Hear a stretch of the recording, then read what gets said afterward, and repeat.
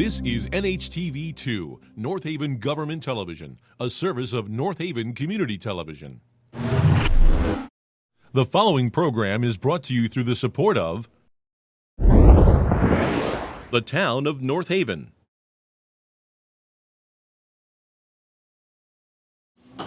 Good evening. I'd like to convene the Board of Fire Commission meeting for Tuesday, January 24, 2023. I'd like everyone to please stand for the Pledge of Allegiance.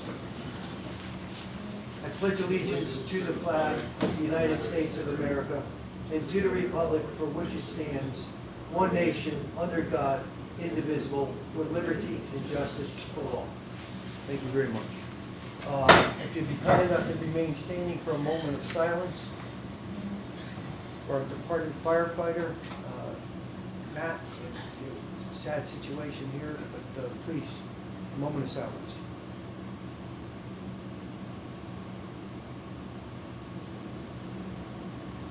Thank you very much.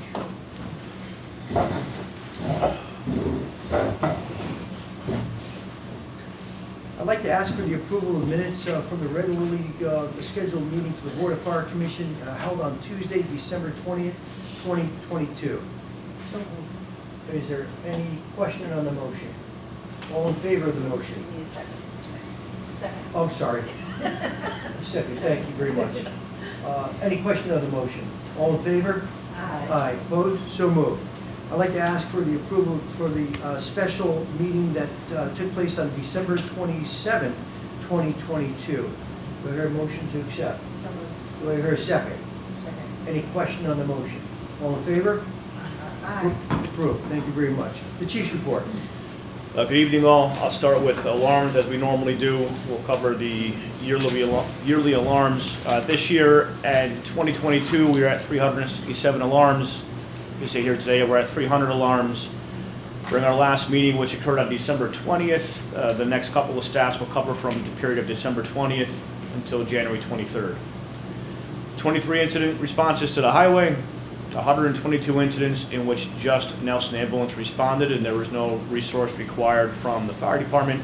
59% of our calls were EMS related, and approximately 26 ALS transports or intercepts, and 454 incidents since our last meeting, with 117 occurring at the same time, keeping consistent with that 26% number of overlapping incidents.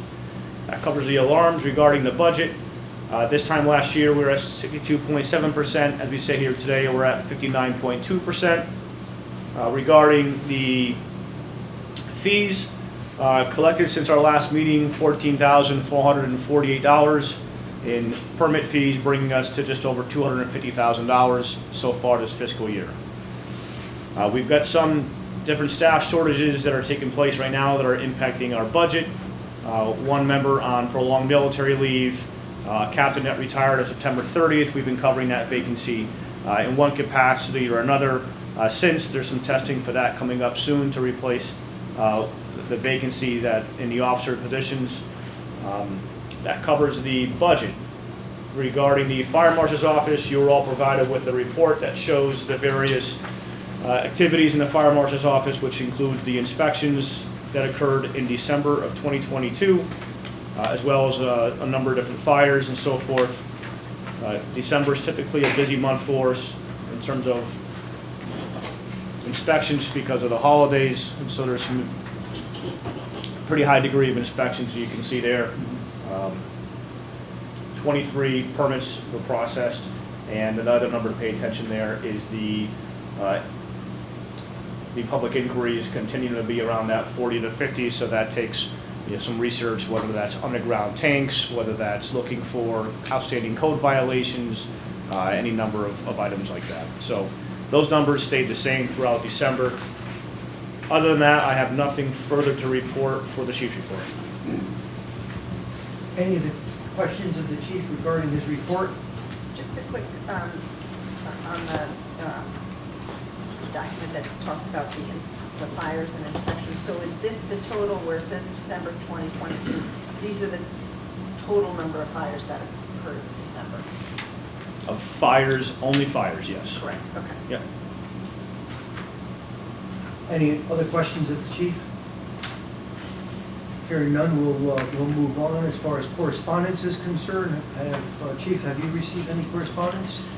Yes, the pile that's over there on that desk are the correspondence we received, as well as several other envelopes and thank you cards and so forth. Obviously, with the passing of firefighter Wirtz on December 26th, our office has been inundated with thank you messages and letters and so forth from the community, from businesses, from really companies all across the nation.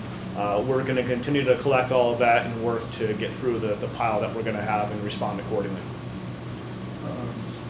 I did get a message from Sally Blaney. She asked me to read it during correspondence. She just said, I'm devastated to learn about the tragic loss of firefighter Wirtz. My condolences to his family and friends, the fire department, community, and to the fire commission. Although reasonable people may have respectful disagreements, we all acknowledge the bravery and dedication of our firefighters and all first responders. Every day, these incredible public servants risk their lives to protect our citizens and their beloved pets. My thoughts and prayers are with the family of firefighter Wirtz.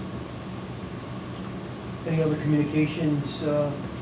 I personally have received numerous communications during this tragic loss of firefighter Wirtz. Many political leaders here in the town, certainly business owners. I've been advised by a number of residents who watched the entire proceedings as far as the funeral service is concerned, and they were heartbroken to watch, but they were honored that the North Haven Fire Department and the fire departments around the state have honored our fallen firefighter. He will always be remembered by our fire department and our fire commission. And we certainly offer our condolences to his family and his family of firefighters here that serve the North Haven Fire Department. Chief, old business for the fire department. I have a few items. If you have anything, do you have anything further? That's it. All right, a few items I have then is we've talked before about the state of the apparatus. We have a leased engine that we hope to put in service this week. That'll service the volunteers in West Ridge pretty effectively, and we're still considering the purchase of a used engine. It's just a matter of trying to locate the right one and making sure it's not going to be any issues for us. So in the meantime, we'll get a leased engine up and running, and that'll take care of some of the hurt that we're experiencing right now with our apparatus. The engine that was struck on a highway in December of 2021 continues to be out of service, and I don't expect it to be back in service anytime soon. Again, there's a significant backlog right now in parts that we've discussed in the past. Those parts have still not arrived. I get weekly updates from the shop where it's at, and it doesn't seem like there's any movement on it anytime soon. So we continue to be down without that apparatus. And then just quickly, we had the budget presentation that occurred on January 14th. I don't know that the entire thing was televised. There were some issues that day with the cameras, but if you can catch any part of it, I'd encourage you to watch what you can of it. Nothing substantial came out of the budget presentation. What I presented to the Fire Commission in the past was what was presented to the Board of Finance. You did a great job. Did you see any of it? I saw it Okay. today, not all of it, but Yeah. parts of it. Okay. Yeah, it was very, Walter Mann did a great job with using his cell phone. Unfortunately, Yeah. there was issues with the cameras and the audio, and he attempted to capture as much of the chief's report that he was able to present. As usual, a magnificent job, very concise. I think there were some very specific questions asked by the Board of Finance, but I think they understood what our proposal is, and hopefully they will take it under consideration and approve it as submitted. So thank you, Chief, for doing a marvelous job with that. Can I, just first, I'm sorry I wasn't there. I was planning on being there and I got my Saturdays confused, so I apologize. But just to go back to the apparatus for a minute, so how many do we currently have? Because you gave us this list that was very helpful. Yeah. How many are out of service right now? As we sit here today, 1 of the 7. Again, keep in mind, that includes a 1987 that really Yep. shouldn't be in service anymore. Right. So we're putting that in service under only dire circumstances. Right. So out of the 7, really only 5. Okay. And then when we get this leased engine, will we be pulling that? We're not gonna take anything out of service permanently, just because the leased engine is really intended to do 2 things. To try to see if we can locate something used that we can purchase, but at the very least to get us to the point where those 2 new engines come in. Okay. And in terms of ideal number of apparatus that we would have, what would you say is We the still need ideal? 7. We need 7 engines at all time, Okay. Need 7 that consistently work. consistently run. Yeah. Correct. Okay. That's a great point, Jen, that consistently work. I mean, we have apparatus where firefighters get into it and they don't stop. Right, right. And so they need a fallback engine, if you will, albeit an older one, but at least it can get started and get out to the call. Right. So, which is really a dilemma for us. Any other questions of the chief regarding old business? New business of the, I I'm sorry? have a question on Yeah, the Pat. budget, Yeah, go ahead.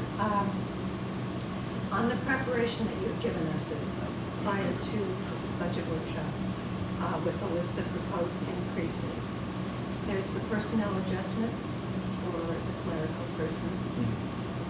Is that position currently in the line item for permanent staff for the budget?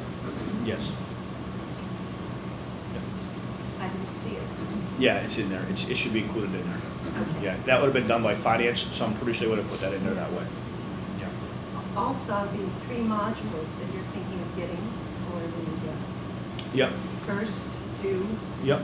database, data management system, those are really good ideas, I think, especially the Community Connect.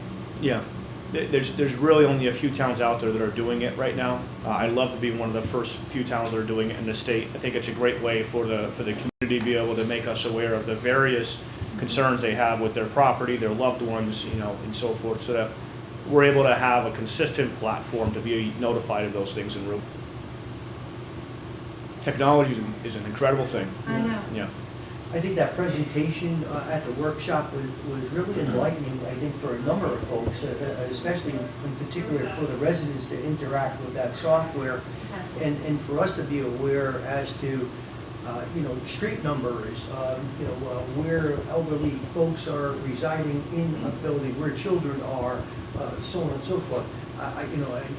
How to get into a particular home or an apartment or whatever, whereas our firefighters have difficulty, doing those kind of things. So all of that information, if it's captured, is gonna make saving lives and property significantly easier, for our firefighters. And certainly, making sure that our residents are not losing their property because, their number of their houses is, prominently identifiable. I mean, I go up my road and looking at numbers of homes, I'm seeing some of them, there's none on mailboxes, others are way back on the house where there's no light. I mean, it's really a difficult task for our firefighters who are going out there looking to find those homes. And I think this software will absolutely help us in that endeavor. So I appreciate the fact, Chief, that you incorporated that in the request for purchasing of that software. I think it's going to work out quite well for our residents. Hope so. Yeah. Anything else as far as old business is concerned? New business of the department? New business, I had one thing I wanted to bring to the attention of the commission tonight. The status of our volunteers is something that we've been talking about in this capacity in these meetings for quite some time. We've done so in public session, we've done so in executive session, we've done that for years now. I've been showing on my budget presentations every single year since I've been chief, the number of volunteers that we have in this town and expressing my concerns for it. We're getting to that point now where I think we need to have a deeper conversation, and I'm purposely doing this in this forum. I've invited the captain of Monte Luis to attend tonight, and I'd like the commission to entertain him to be afforded the opportunity to speak right now under new business. I think that we need to start having a conversation about the future of the volunteers in this department and specifically the next couple of weeks, we have some decisions to make. So I'd like to allow the captain of Mono East to address the commission, and he and I have had some conversations for the last several months, maybe even as much as a year, about kind of where we're at with everything. And he's come to me this past week and expressed some concerns, and I just want the commission to understand really how serious this is. Captain, please, thank you very much for joining us tonight and being willing to articulate the concerns that you have at this point. Thank you for having me. For those who don't know me, my name is Angel San Giorgio Diaz. I'm the captain at Monterey Company 2, the volunteer station, and I've been captain for approximately 4 years. I've been with the department almost 20. I contacted the chief last week, as he said. We've had numerous conversations over the last couple of months considering the status of our membership. We've had a steady decline over the years. As you guys are aware, COVID definitely hurt our recruitment, and we haven't really recovered from that initial loss of the constant revolving door of people coming and going. We've had multiple members hired on career departments over the last couple of years, and we've had people who had to drop out due to life changes, work schedules, family conflicts, different things of that nature. And in the last couple of weeks, months, it's kind of hit a head where we're pretty much running with minimal staffing to get the trucks out. And we are at the point right now with a couple of members having sustained some injuries and some life matters that we cannot guarantee that we'll get a truck out at various points of the day. A lot of calls have increasingly gone unanswered over the last couple of weeks, and I made the phone call to the chief to have the discussion about what can we do in order to maintain the department mission statement that when someone calls, someone responds. So I initiated the phone call with him, and we're kind of here to talk about it, and whatever questions you guys may have of me is feel free to ask. But we're kind of at a point right now where I can't guarantee that there's going to be an engine that gets out when the tone goes out. So, quick question, how many volunteers are at Monterey East right now? Currently on our roster, we have 8. Five qualified. Some fire operations support command members, and the rest are firefighter 1 certified. So firefighter 1 certified active, we have approximately 6. And we have a couple who have some sustaining injuries right now. And we have some people who work different shifts. I work a rotating shift. We have a gentleman, my officer, Lieutenant Zeno, works strictly evening shifts. And everyone else kind of works different schedules. We have one of our members is a nursing student up at UConn, and he's in semester right now, so he has a very limited schedule for his availability, which is mostly weekends right now. Captain, how many total volunteers did you have at the height of your roster? We had a full roster. We had a waiting list, How many, 35 members. 35? Yeah, that was approximately when I came in the door, probably 20 years ago. And we have 6 active right now At this station. at this station. Yes. And of those 6, how many of them are actually able to get out, as you said, in the event It all of a depends war? on the work schedule and when the calls come in. I myself work a rotating schedule. Jack works. He's up at school during the week, so he's not available during the week. Keith works a rotating schedule, plus he's in the military, so he's had to deploy for a couple of months for training on different occasions. And our other members just, most of them work during the day, but depending on how the calls fall and family outings and family requirements, they may not be available to attend. Okay. First of all, I want to say thank you for your years of service to the town of North Haven. It's deeply appreciated by the town and certainly by this commission, and I know the chief appreciates it as well. And most importantly, I appreciate your candor. It's critically important for us as commissioners to fulfill our commitment to the residents. We were elected to be sure to adhere to the policies and procedures and guidelines to deliver quality customer service in the form of fire service to the residents, both from the medical standpoint and saving property. And we depended tremendously upon the volunteers for so many years. And I remember our dear colleague who sat up here, colleagues, Sam Muzio and Joe Capucci, who would say years ago there was 150 volunteers in this town, and people would be biting at the bit to get on an apparatus to go to a call, and they would be waiting at the station to do so. Tommy, I'm sure you remember that as well. We're at a point now, as you just identified, of the 6 that are active, maybe 2 potentially would be able to turn out. And certainly that's not guaranteed. So it's a daunting task here that we have in our town to replace the services that you're rendering as volunteers, you and your colleagues. And the way this department was formed, and correct me if I'm wrong, Chief, the full-time staff was to supplement the part-time staff, the volunteers. Is that not correct? Correct. So obviously that's not the case any longer. What type of things have you done to try and recruit volunteers and keep volunteers? The chief has set up a hotline that's been active for a couple of years now, where if someone has interest in becoming a volunteer, they can call the hotline, they'll leave a message, the chief will forward that message to me, and I'll reach out to the member, the individual who's looking for information. There have been some, we've been able to get some good candidates and some good volunteers out of that hotline. But for the last couple of months, the typical response I get once I explain to them the details that go into becoming a volunteer. Example, the Fire 1 class that is operated at Gateway that we send our members through is a college semester. It's 2 nights a week and then a Saturday for your practical evolution.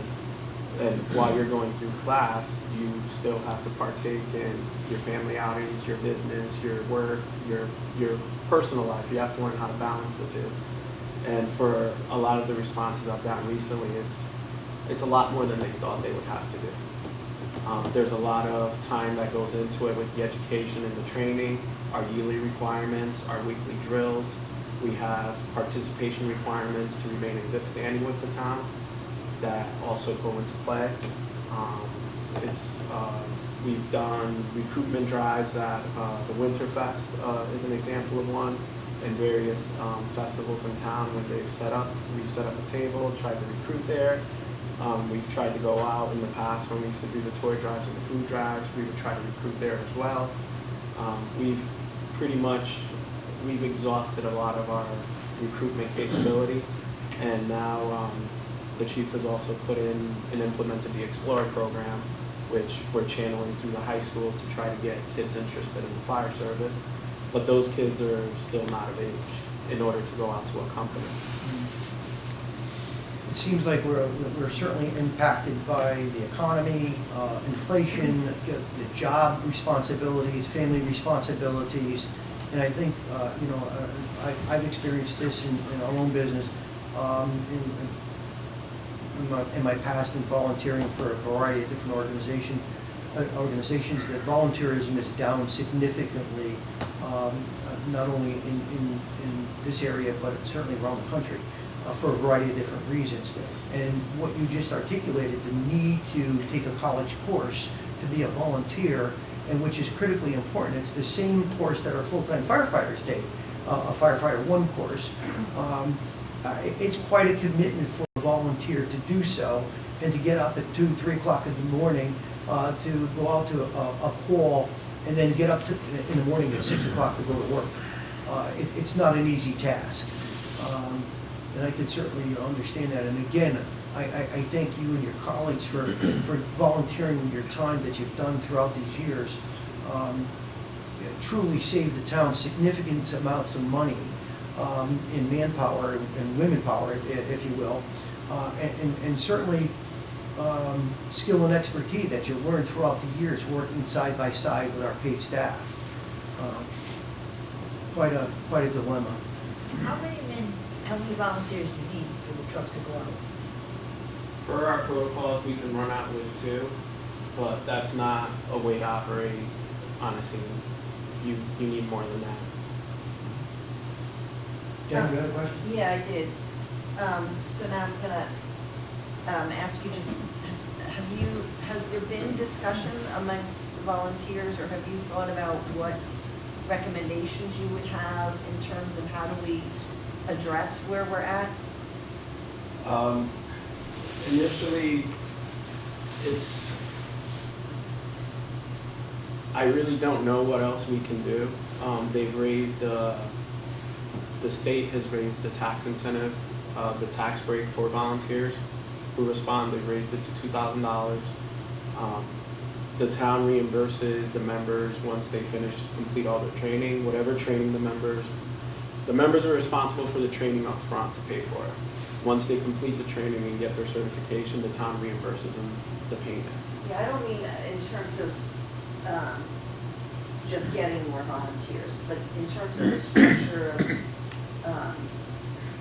of you're coming, you're expressing concerns about the number of people who, volunteers who can actually respond. So Yeah. do you have thoughts on, in the current state that the volunteers are in here at Monteese, are there solutions to structure?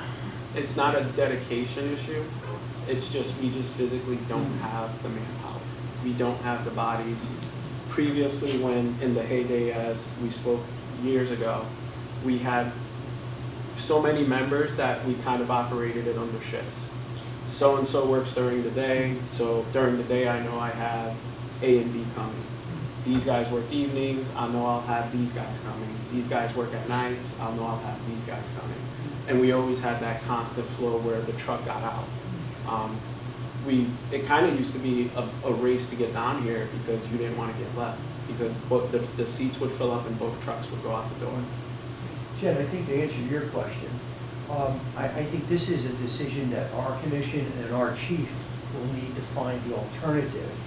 I'm just curious as Yeah. to whether they've talked about the alternatives at all, but. Yeah, I'm not sure it's their role or responsibility to identify what the alternative is. I think it's our responsibility as commissioners and our chief's responsibility to come up with a formula to make sure that we're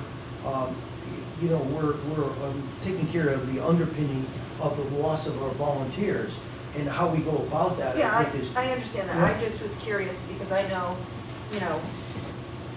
when you're kind of looking at structural changes, you want to hear from the people who are doing the work. And so if there's been any discussion or any, hey, this might work or that might work, I just was curious, but. yeah, okay. Any other questions of our captain here? Thank you again. I appreciate you coming in and giving us firsthand information regarding the trials and tribulations that the volunteers are having, certainly here in Monteese. My expectation is we're experiencing the same type of issues at our other volunteer stations. And I know you can't speak to that specifically because you're not the captain of each of those. But we're aware, and the chief has been making us all aware, and he clearly did that in the past to us, and certainly during the workshop, breaking down specifically what the total number of volunteers are at each of our volunteer stations, and how that has been a declining list of members. So again, thank you so much for presenting this evening. It was very enlightening. Thank you. Thank you. Chief, comments? No, I'm glad that the captain can be here so you can hear from him. It's certainly not something that we're proud of at all. It's something that I think it's a really sad day for the town that this is going to be what's going to start to happen. We've been talking about it for a while. If we look at our surrounding towns, they've been through this exact same evolution of their department that we're now experiencing. So we held it together for quite some time. We've got some work to do in terms of what to do from here, and we can have that conversation tonight, perhaps during executive session. Thank you, Chief. Good of the fire department. Can we go back for a second, just? Oh, yeah, sure. Business, I'm curious to see whether we can get some information maybe more regularly at the fire commission meetings about the number of calls that the firefighters go on. And the number of times, especially the paid department members, have to get called back, because obviously if you have a fire, structure fire, you're gonna have to have more than the number of firefighters we have currently, So- right? So, and I know there's been, and I'm asking about this just because I think it impacts the well-being, not only physical well-being, but also the mental well-being of our firefighters. And I think it's important for us and the public to know how many times does a firefighter have to come back and help with the fire and that kind of thing. So there's two things there. I guess the better explanation on incidents. So what you get for a report is December, in this case, is December 1st to 31st. That's showing you every alarm. Again, this is showing, though, what it was determined to be, not what it was dispatched as. Obviously, the dispatched as is a much smaller list of incident types that were dispatched to. You certainly don't want this many different incident types, initial incident types, because there's not that many variations to what you have to send. So this covers all the incidents that occurred and what the firefighters were sent to. But I'm thinking more, you got firefighter 1 through, 40 or 42. Yeah. When they're working their regular hours or their regular shifts, how often are they asked to either cover a shift, to come back because somebody called out, Okay. because it's a structure fire, we don't have enough manpower there, to look at the actual work that they're doing. It's not just I'm coming in and working my shifts. Sure. I'm coming in, I'm working my shifts, and then I'm getting called back. It's really looking at how much are we stressing out our workforce, Okay. on an ongoing basis. That's why I'm thinking if we can start looking at this from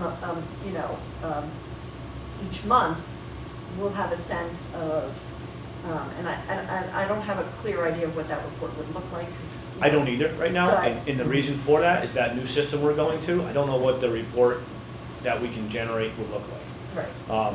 I can start giving you a report that would look like it's written on MS-DOS, like this probably is from 25 years ago. Right. But this whole system is going away. Right. I don't yet know what I'll have available to me for reports moving forward. Essentially, what it sounds like you're looking for is almost a payroll report that shows how many of those shifts were on-duty shifts, how many were overtime, and how many. You can break out the overtime a little bit further in terms of was it a callback for a fire or not. I can tell you that number is going to be skewed right now because we're not able to call back staff very often to cover the talent because we don't have the apparatus to put them in. We're taking all the apparatus we have, we're sending to a call. I have nothing left to call staff back with. Okay. So that's So then- that's not a good number to look at right now, only because there's been numerous incidents where I'll have a conversation with the on-duty shift commander or perhaps a deputy chief, and we'll go, hey, we gotta start getting some help back, and we'll go, all right, what do we have on the board today for apparatus? It's all here. There's nothing left. So So we don't call anybody back, So is because that what are where- they gonna use? That's where mutual aid would wind up coming in, Sometimes, correct? but sometimes, If we honestly, can. sometimes we have to roll the dice because we know that we can't keep mutual aid in town for hours and hours. Right. I mean, we wouldn't wanna go sit at a station, our taxpayers wouldn't want us sitting at a station for hours at a time. You know, you're supposed to be there to kind of cover the community during that short period of risk that they're experiencing. And then you do have calls that you can make to your off-duty staff to come back and fill. We don't have that. We don't have enough apparatus. That's a very interesting point, and Jen, thank you for bringing that up. So, if we do have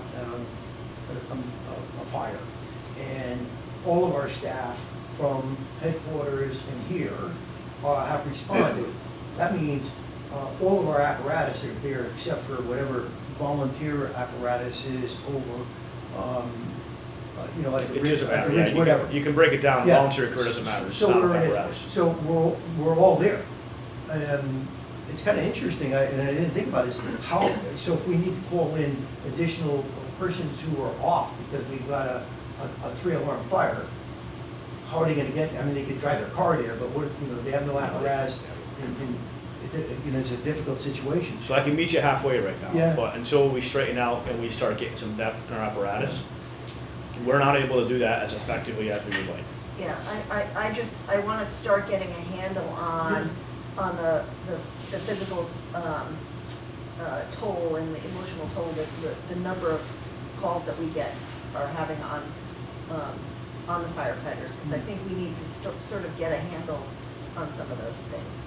So we're planning to roll out with that new system. All of our staff has been trained since our last meeting. They've had 2 training sessions each shift. We're hoping to roll out with that new system mid-February at the latest. It might get pushed off a little bit. So as we get through the next couple of meetings, I should be able to start to populate some reports and show you what they're gonna look like. And maybe as we're thinking about it, we can, you know, this was just something I kind of wanted as a general idea, but, you know, maybe there are some more specifics we can kind of ask for as we kind of think about Sure. what a report that would be useful would look like. Sure, it hasn't been one particular shift that it's been, you know, hammered with calls that were significant, and it took its toll on the personnel. On that, yes. I think that's where you're coming Yes. from. No, I got it. It's gonna be interesting to see if you can, Yeah, we're not going if to you're break gonna be able that to down. capture that. You can't, because, I mean, so a fatal, a motor vehicle accident with severe injuries that involve children is gonna show up as a motor vehicle accident with injuries. There's no other way for us to capture that, to code that. They all fall into a bucket of some type.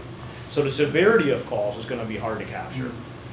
And so the trauma that firefighters No, you're witness and take home with them, obviously, after every one of those incidences, you offer the opportunity for counseling and There's you know, just ongoing, yeah. ongoing services Yeah. for our firefighters.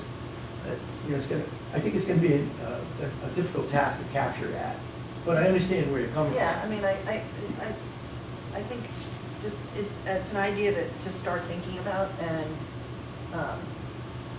you know, there's probably some way to get at least some of that data, or information, so that we can start really being,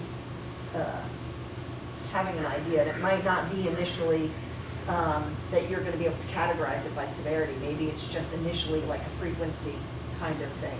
I don't know, but. But certainly the Throw that out leadership, there. certainly the leadership of the fire department is always concerned about the physical and mental well-being of our firefighters.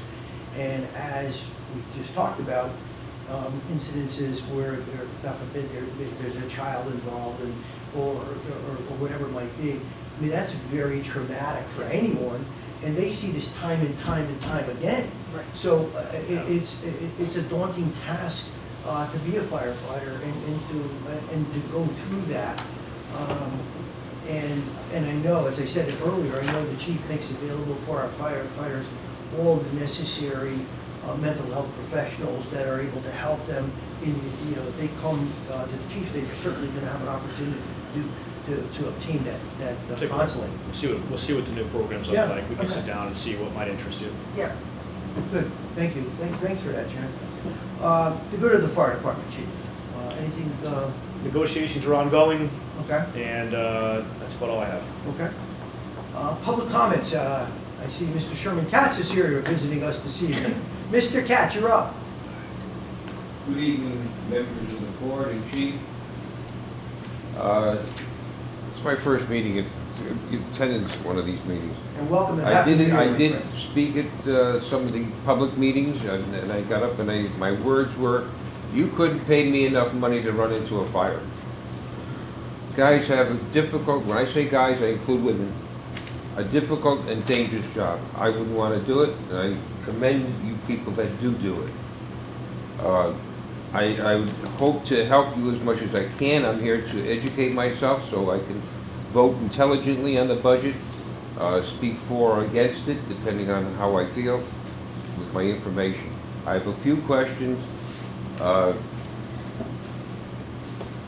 Now, I'm under the impression that Nelson spots ambulances around town. This is the program that you started and worked very hard on. They spot ambulances around town, so in case of an emergency, they're available. And I thought that each ambulance has to have at least one paramedic. Is that correct? No. It's not. There only needs to be one paramedic staff ambulance in town at a time. Just one ambulance. Just one. All right. I had occasion to call. My wife fell and broke her shoulder. I called and explained to the dispatcher it wasn't life-threatening. We need help. She can't move, and so on and so on. They did send the fire apparatus and the ambulance, and they were your personnel were excellent. She went to the hospital and the whole thing. Anyhow, I want to ask you about, you have an apparatus that's out of service now for well over a year. Just the one That was hit on the highway, yeah. that was hit on the highway. Is that the first time that happened? No. How many times has that happened that you remember? To that severity, twice since I've been chief. And I know why you stationed the truck there, to protect the persons, your own personnel as well as the people in the injury. And I agree, like, you have to protect them. But why protect them with a fire truck that cost us several $100,000 when, and this is only something to think about, I know you think out of the box, so why can't we buy a used 10-wheel dump truck with an arrow, with a lighted arrow like they use on the highway, the state, and use that as protection before you get to the accident area? So, it's been discussed. The issue is you don't need more than one. You would need 2, 3, 4, because you're looking, the highway is such a dangerous place now that if there's any room on the right side, the cars will go to the right side of you. If there's any room to the left, they'll go to the left. Yeah. So which is why typically when you see those trucks being used by DOT, there's multiple of them lined up side by side with no room to go any other direction than the direction they want you to go. I understand what you're saying. I will tell you I've had conversations with Commissioner Ravella, who oversees the state police, and I've had conversations about perhaps changing what we're doing on the highway, and that may include just shutting the highway down from now on. Just outright shutting it down. I'm close to doing that, and it's something that we're contemplating doing. We have to contact the state to see, what their feelings are on it. The mindset has always been in the state of Connecticut, keep the highways open at all costs. So if you could try to keep a lane or 2 lanes open, then that was ideal. The problem is that mindset predates the phones. So either the phones are in the person's lap and they're looking at the phones, or the phones are out the window and they're recording us as they drive by. So the concept of keeping lanes open predates phones. I'm at the point right now where we're getting close. We've had 2 major accidents and we've had so many close calls. Their engine was hit almost not that long ago with a pretty significant incident. I'm at the point where we're contemplating just shutting the highways all the way down from now on. Well, I've seen where the highways have been shut down in some real dramatic accidents. They even shut the whole thing We try down. not to do it, but we But, will at times. I'm sort of an optimistic person with a pessimistic view. And I feel that if I have a problem and I have a partial solution, or the thought of a solution, I implement it. 5 trucks would be great, but 1 might be better than 0. Sure, so who's gonna get that 1 truck to the scene in 5 Well, minutes? that's the thing. That's where you have to think outside the box. Right, And you have enough influence in the town sure. and with Mike to try and come up with some safety procedure that would suit your purposes. And I don't know if this is it or something else, Yeah. but I really would like to see something better than what we're doing now. I don't disagree with you. That's the one idea I had so far. The second was we are having conversations, all the fire chiefs in the state right now with Connecticut DOT to see if they can start to dispatch their crash vehicles to scenes faster than they are now. Because, the one thing I will say is it's not as easy as just putting a truck up there with lights on it. There needs to be specific light patterns and designs and frequency of lights, because otherwise, if it's not meeting all of the current ANSI specs, then we're liable when that car does hit us. It's a dangerous situation. And people are driving, they're crazy now. Yep, Worse, I've never seen it like this in my life. it is. I agree with you. It's unfortunate to the point where I'm actually contemplating sending more apparatus to the highway than we do now to try to just slow people down before they get to us, because it's getting more and more dangerous. And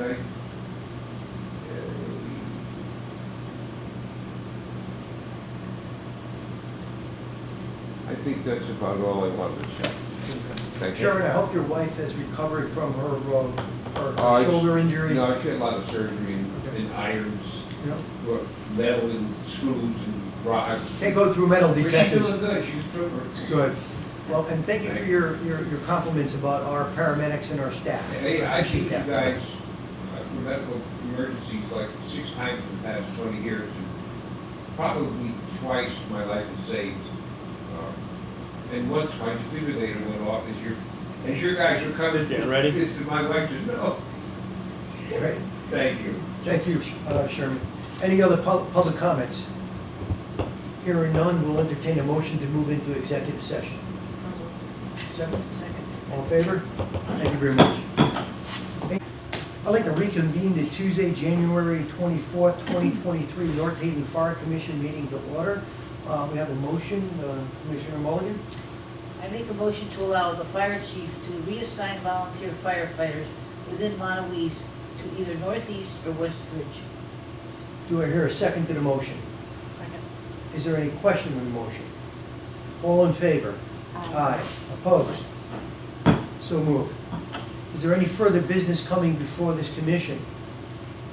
Hearing none, I want to announce that the next regularly scheduled Board of Fire Commission meeting will be held on Tuesday, February 28th at 6 p.m. at Montauk Company 2, 282 Quinnipiac Avenue.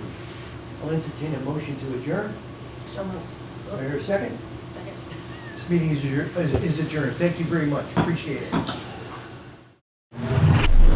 The preceding program is brought to you in part through a grant from the town of North Haven.